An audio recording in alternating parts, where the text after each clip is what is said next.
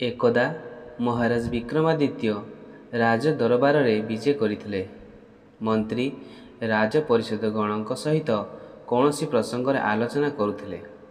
सेतेबेले जड़े तेजस्वी साधु आसी उपस्थित हेले। महाराज तांकर आदर सत्कार करी आगमनर अभिप्राय जानिबाकु चाहिए। साधु जनक कहिले, महाराज मु मानसरोवरु आसीछि। गत किछि दिन धरी एक आश्चर्य घटना देखि सेई कथा आपनकु जणाइबाकु आछिछि। मु नीति देखुछि जे सूर्य उदय हेबा सहित मानसरोवर बक्षरे एक स्तंभर आविर्भाव घटुछि। सूर्योदय समय स्तंभटी दीर्घ हो जाउछि। मध्याह्न समय तार उच्चता बढ़ी आकाश को छुँची। सूर्यास्त बेलू स्तंभटी कुआड़े मिलाई जाउछि। एमिति काहींकि हेउछि मु बुझी पारु नाही। महाराज एवं पारिषद वर्ग आश्चर्य होई कहिले, कौन तेबे एहार रहस्य? साधु कहिले, किछि काल पूर्वे देवगण ओ सूर्यंक मध्यरे जुक्ति तर्क होइथिला। सूर्यंक कहिबा अनुसारे पृथ्वी पृष्ठरे एमिति केही मानव नाहांती जिए कि तांकर सामना सामनी होई पारिबो। केवल समुद्र ही तांकु साक्षात करि पारिबो। तांको कथा सुनी सबु देवता चुप रहिले। मात्र इंद्रदेव कहिले, पृथ्वी रे एकमात्र राजचक्रवर्ती विक्रमादित्य आपणकर सामना सामनी होई पारिबो। कारण से जेउ सिंहासन रे बसी शासन करुछंती ताहार महात्म्य अतुलनीय। हे महाराज, मु इंद्रदेवंक दूत रूपे आपणक पाखक आसीछि। आपण चाहिए सूर्यंक सहित साक्षात करी इंद्रंक सम्मान रक्षा करि परिबे।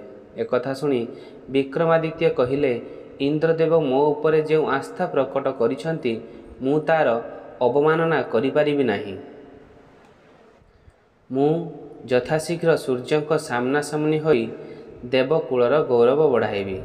साधु को विदाय देई महाराज निज कक्षरे प्रवेश कले। परदिन मानसरोवर अभिमुखे यात्रा आरंभ कले। राजपोषाक त्याग करी साधारण पोषाक पिंधि निजर अनुगत दुई बेताळंकु स्मरण कले। सेमाने महाराजंकु अविलंबे नहीं मानसरोवरे पहुँचाई देले। परदिन ब्राह्म मुहूर्तरे शय्या त्याग करी महाराज सूर्यदेव को अपेक्षा कले। सतक सत सूर्यदेव सहित जल मध्यरे एक स्तंभ देखागला। महाराज काल विलंब न करी पहरी पहरी स्तंभ उपरे चढ़ीगले। आउ तापरे क्रमे स्तंभर उच्चता बढ़ी चलिला। जलपतन मध्य उठी उठी चलिला।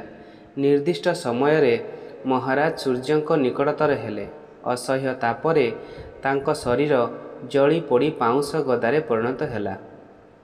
आकाशर सेही मार्गरे सूर्यंकर रथ अस्ताचल आड़कू गड़िबा समय सारथीर लक्ष्य स्तंभ उपरस्थ दग्ध मानव शरीर उपरे पड़िला। से रथर गति बंद करदेले। सूर्यदेव मध्य देखिले एवं अमृत सिंचन करी जीवन न्यास देले। महाराज विक्रमादित्य जीवित हेबा परे सूर्यदेव को प्रणाम करी निजर परिचय प्रदान कले। सूर्यदेव तांकर साहस एवं वीरत्वर प्रशंसा कले एवं निज कानर कुंडल खोली दान कले। सेही कुंडल को जी धारण करिवो तार समस्त इच्छा पूर्ण होई पारिबो। विक्रमादित्य सूर्यदेव को प्रणाम करी निज राज्य को फेरिले। रास्तारे जड़े सन्यासी सहित साक्षात हैला। से तांको कानरे कुंडल देखि मागिले। महाराज आदु द्विधा न करी सन्यासी को निज कानरु कुंडल खोली देईदेले एवं निज प्रसाद को फेरीगले।